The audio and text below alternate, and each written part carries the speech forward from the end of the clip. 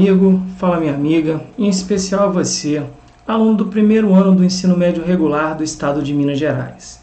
Eu, professor Matheus, professor de História, mais uma vez estou aqui com vocês, nessa nossa jornada. E olha que a gente está vencendo aí, galera, estamos chegando à quarta semana do volume 6 do PET, o Plano de Ensino Tutorado.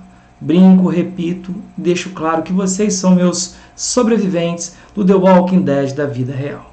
Caminhamos juntos, vemos trabalhando e o resultado dessa parceria está dando o quê? Está dando muito certo. E a temática da aula de hoje, galera, será a construção dos direitos civis, políticos e sociais no Brasil. O Brasil que vive com muitos problemas em questão racial, sobre o que de fato é direito, as minorias que de certa forma se sentem oprimidas, quando eu digo minoria, em relação à sua voz, mas a gente vai tratar de um assunto que ele está muito ligado à atualidade. Mas antes, olha para cima aí, você está vendo, não está? Bom, esse projeto que eu faço parte, galera, olha só, esse projeto chamado Escola Online é um projeto onde, para quem não conhece, vem comigo. É um projeto onde eu e vários outros professores resolvemos colocar para você, não só do PET, mas para quem quiser, um ensino de qualidade. A gente procurou trabalhar em várias mídias sociais, como é o caso do Facebook, como é o caso do Twitter, o nosso Instagram, que tem sido referência para muitos, onde você encontra lá os horários e os dias, onde serão postadas as aulas de acordo com a sua turma, além de informações sobre concursos, sobre conteúdo, nós colocamos quiz, e aqui no YouTube é um canal que a gente tem feito um canal cada vez melhor por sua causa, e ele só está crescendo por você. Então, galera, quem ainda não se inscreveu, vai lá, se inscreve, ativa as notificações, dá um like, porque isso nos ajuda muito. E uma novidade positiva, você está vendo aí, não está? A gente agora está com uma plataforma. Nessa plataforma você vai encontrar um material também impresso, né, em PDF, para que você, impresso, claro, né, um material para você imprimir, para você ter esse material em casa e que facilita o seu conhecimento. Para quem quiser conhecer, vai lá, www.plataformaescolaonline.com.br. Então a gente vem aperfeiçoando, a gente vem melhorando para atender melhor a sua necessidade, ok? E sem vocês, repito, nós não seríamos ninguém. E antes de eu começar a falar sobre a temática de hoje, o que a gente faz sempre? Bora lá, roda a vinheta.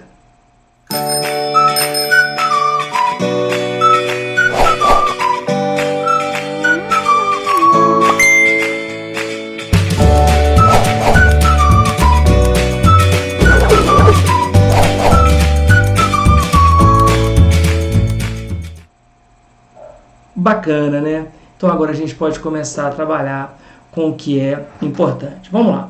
Peguei alguns conceitos para que a gente possa trabalhar. Fique por dentro dos conceitos que a gente vai usar na nossa aula de hoje.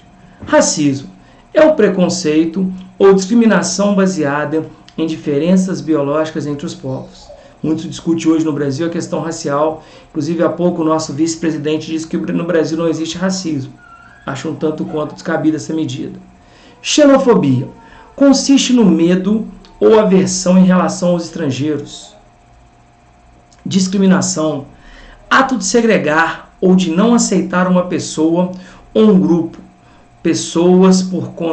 de pessoas, por conta da cor da pele, do sexo, da idade, credo religioso, trabalho, sexualidade, convicção política, entre outros. Preconceito, sentimento hostil, assumido em consequência da generalização apressada de uma experiência pessoal ou imposta pelo meio. Intolerância, a ideia de um pré-conceito. Beleza? Então são alguns conceitozinhos básicos que a gente vai trabalhar. A desigualdade na construção da história brasileira. A população brasileira, durante a colonização, apresentava ausência de direitos pelo Estado, onde não era garantido acesso à educação devido à falta de escolas, o que dificultava a integração nacional, cultural e a formação da identidade do povo brasileiro. Lembrando que o Brasil ele foi uma colônia, tá? Uma colônia, ou seja, ele era uma área de exploração de Portugal, onde a nossa única função era enriquecer a nossa metrópole. E lembrando que a ideia de educação que hoje, de acordo com a nossa Constituição, educação é um direito de todos e dever do Estado e da família, nem sempre foi assim. Então, quando nós trabalhamos com a ideia de que o Brasil era uma colônia de exploração, a nossa única função era fornecer riqueza para a nossa metrópole. Não havia essa preocupação. Inclusive, a educação no primeiro momento era uma coisa de privilégio das instituições ligadas à Igreja Católica. Tá? É importante salientar que os escravos libertos ou alforriados não conseguiam trabalho. Não eram tratados como cidadãos no pós-abolição. A pobreza, a violência, o desemprego e baixos salários afetam mais os negros que os brancos no Brasil, devido a essas questões históricas. Em primeira mão, estava dando uma olhada hoje, galera. Não sei se vocês viram, a Covid no Brasil, ela mata mais negros do que brancos. Uma pesquisa que eu vi no G1. Então, de certa forma, existe mesmo essa questão do racismo estrutural. O Brasil se choca muito com o caso de 2 seguranças matando um homem negro no Rio Grande do Sul. E então é uma questão que ela está muito presente. Historicamente, ela é muito construída. Tá? Então vamos lá. Os brasileiros, diante da falta de direitos, das desigualdades, do direito à vida, à liberdade, tinham dificuldade em se reconhecer como membro de uma sociedade unida por laços culturais. Como é que eu convenço um ex-escravizado, liberto, a se enxergar como um branco? Mesmo porque o próprio Estado ele faz questão de embranquecer a população quando é abolida a escravidão e você traz, lembra, os imigrantes para ocupar o lugar do ex-escravizado. Com o desenvolvimento do país, aumentaram as complexidades sociais e, consequentemente, as desigualdades e as dificuldades entre a população. O desenvolvimento tecnológico, ligado à tecnologia da informação, e é onde a gente vê a questão da internet, ela realmente hoje ela é uma ferramenta muito eficaz, mas será que todo mundo tem acesso? Você fala, tem gente que não tem saneamento básico, eu vou falar em internet, gerou drásticas mudanças no mundo do trabalho. A robotização e a inteligência artificial, todo mundo aqui conhece a Bia do Bradesco, a Siri, do iPhone, entre outros aí que você realmente vai ver a inteligência artificial. Além de acelerar a produção e dinamizar o terceiro setor, que é o setor de serviços, colocou o trabalho humano em uma posição secundária. Então hoje a gente vê o trabalho humano cada vez mais dispensável, porque às vezes a máquina faz o seu serviço, pois esse tipo de mão de obra é cada vez mais substituível. Olha um problema que a gente está vivendo. Galera, logo, a concentração de riquezas, acentuada pelo capitalismo financeiro, a ideia da especulação, da aplicação, intensifica e agrava os problemas de desigualdades sociais do mundo, como a fome, o desemprego estrutural, a crise ambiental, econômica e política, a xenofobia e o racismo. Por isso, o capitalismo financeiro fragiliza as relações de trabalho no mundo. E empresários lucram mais com o capital especulativo e investem cada vez menos no capital produtivo. A consequência é o aumento das desigualdades de incluídos e excluídos. Tá? Então você vê as pessoas cada vez menos investindo em geração de emprego, em ações, em fundos de previdência, coisas que de certa forma, ao mesmo tempo que é de risco, mas você não tem impostos, você não tem problemas, segundo eles, com mão de obra. Tá? A globalização nas últimas décadas promoveu fortes interligações econômicas e culturais e trouxe consequências como o aumento das desigualdades e crises econômicas. A riqueza está concentrada nas mãos de pequenos grupos, cada vez menores e mais ricos, e que multiplicam o capital na maior parte, sem estabelecer relações de emprego no mundo do trabalho produtivo. É o que eu falei, as pessoas preferem investir em capital especulativo do que capital produtivo. Ok? Essa situação traz polarizações sociais, culturais, conflitos, perseguições políticas e religiosas, guerras, xenofobia, racismo e a intensificação de crises políticas, econômicas e sociais. Diante de tanta discrepância, ou seja, tanta desigualdade social no Brasil, se fez necessário a criação de políticas afirmativas, com objetivos de eliminar desigualdades historicamente acumuladas, garantir a igualdade de oportunidade e tratamento, compensar perdas provocadas pela discriminação e marginalização dos grupos sociais excluídos, como os índios, as mulheres, os negros, os homossexuais e os mais pobres. Então, o mesmo Estado que lá atrás excluiu o negro, o ex-escravizado, ele tenta consertar com cotas, com o quê? Com medidas afirmativas, políticas de afirmação.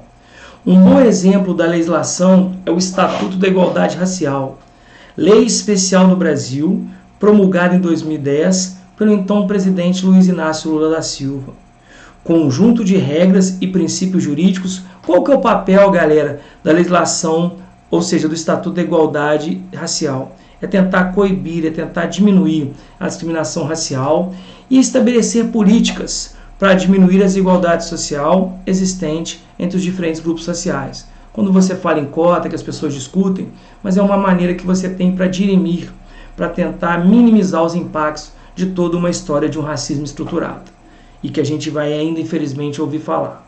Beleza? Tá? Então, na época, o senador Paulo Paim, ele propõe essa lei e que ela vem como uma forma de tentar diminuir os impactos.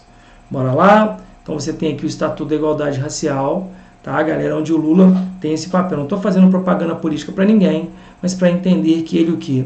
Que ele tem, a gente esse ano fala de 10 anos do Estatuto. Esse aqui é uma comemoração dos 8 anos do Estatuto da Igualdade Racial. Então, vamos lá, galera. 1.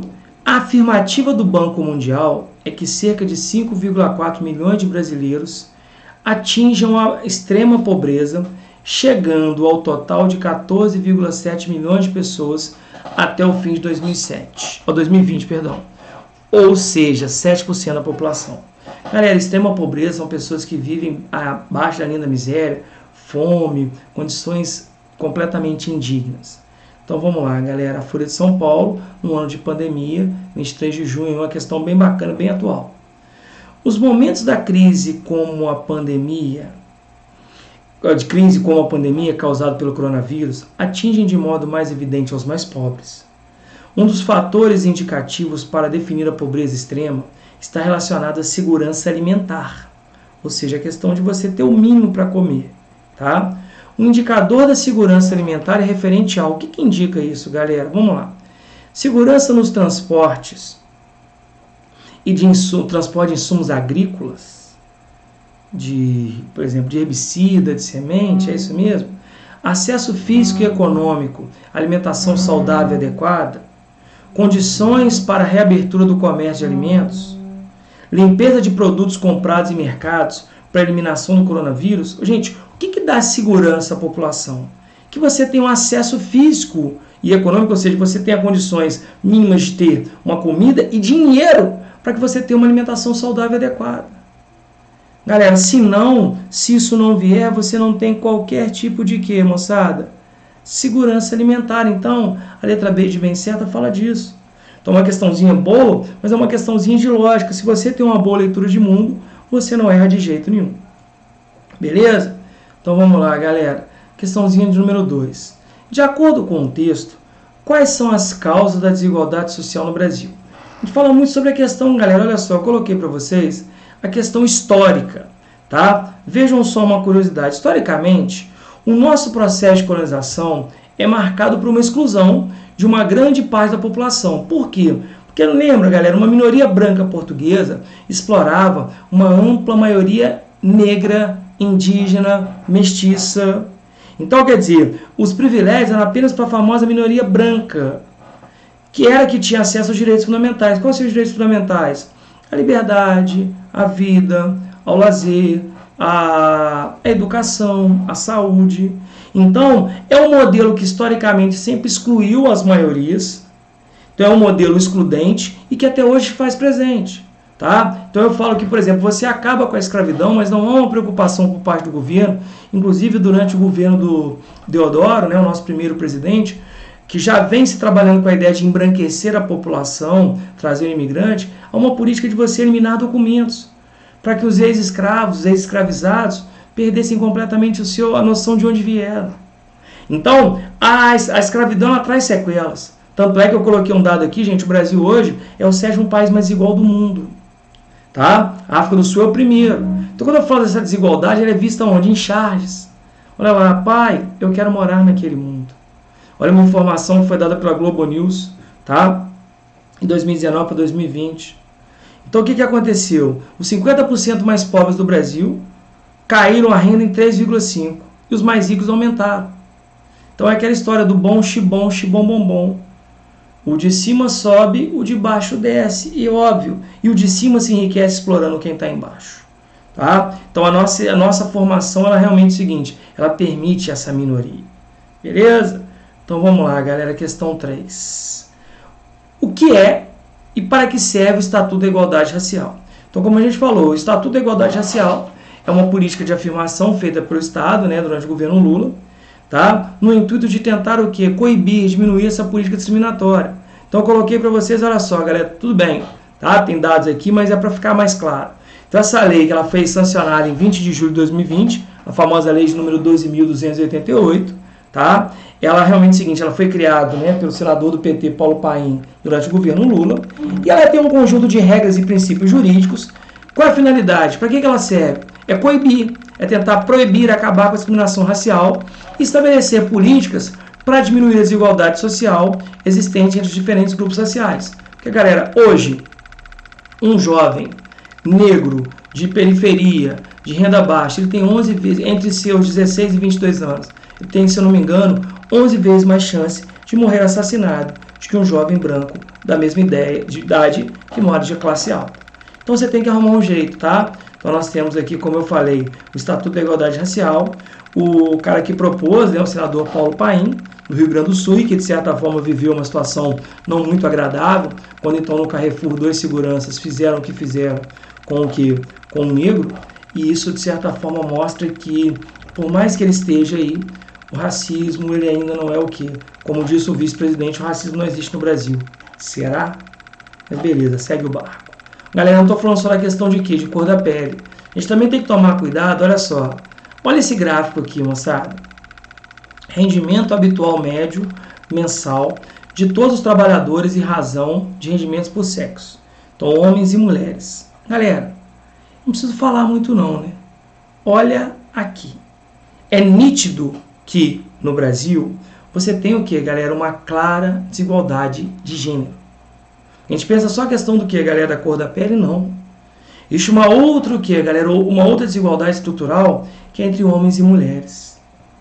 E hoje, galera, salvo engano, a maioria dos lares, você já tem mais da metade dos lares brasileiros que são sustentados por mulheres. E que às vezes que ocupam o mesmo posto de emprego do que um homem, ganham menos. Tá? Então, se você parar para pensar, um gráfico é muito claro para falar da desigualdade entre o que? Ganhos de homens e mulheres. Beleza? Então tá aqui o seguinte, a minha mulher até brinca, minha esposa fala que na próxima encarnação ela quer vir homem, por todas as dificuldades que as mulheres têm. Então olha só, galera, o gráfico demonstra um forte desequilíbrio entre os salários recebidos por homens e mulheres. O mesmo estudo ainda afirma que, apesar das mulheres ganharem menos que os homens, trabalham mais, 54,4 horas semanais, contra 51,4 dos homens. Então, quer dizer, olha que loucura. A mulher trabalha mais horas e ganha menos. E, além disso, a mulher ainda tem a jornada dupla, como dona de casa, como mãe. Então, gente, olha só. Segundo o IBGE, essa diferença se deve a dois fatores principais. A responsabilização das mulheres sobre o trabalho doméstico, que as obrigam a assumir empregos com horários mais flexíveis para que possam conciliar as tarefas. Tá? Então, galera, você ensina o seu filho, tá, que trabalho doméstico não é coisa de mulher. Trabalho doméstico é coisa de bom filho, de bom marido, de bom parceiro. Tá? E outro, o preconceito contra a mulher refletido nas contratações para cargo de chefia e gerência. Então, quer dizer, o IBGE ele fala muito disso. A mulher tem aquela questão, a filha da mãe. Então, vamos pensar nisso mesmo. Tá? Então, crie realmente. Seu filho, você aí que está me assistindo, que amanhã depois será um bom marido, faz parte. Você não vai ganhar, porque a gente brinca assim, mas hoje eu lavei a louça. E a mulher que lava todo dia, ela não ganha, a gente não tem que ganhar estrela por isso. É o que a gente faz dentro de uma parceria. Beleza? Então vamos lá, moçada. Esses estudos evidenciam que no Brasil ainda há uma forte desigualdade, gente, gênero, religiosa, racial, jurídica. Está muito evidente. Qualquer um de vocês sabe que é uma desigualdade de gênero que a gente hoje questiona muito, luta e que de certa forma vamos tentar vencer. Ok? Eu acho esse tema muito bacana porque ele toca na ferida atual e que de certa forma nos faz pensar e refletir. Mais uma vez, eu agradeço a vocês estarem comigo e quem puder, dá lá uma moral porque, como eu falei, juntos somos muito mais fortes. Mais uma vez, meu muito obrigado, fiquem com Deus e até a próxima. Até!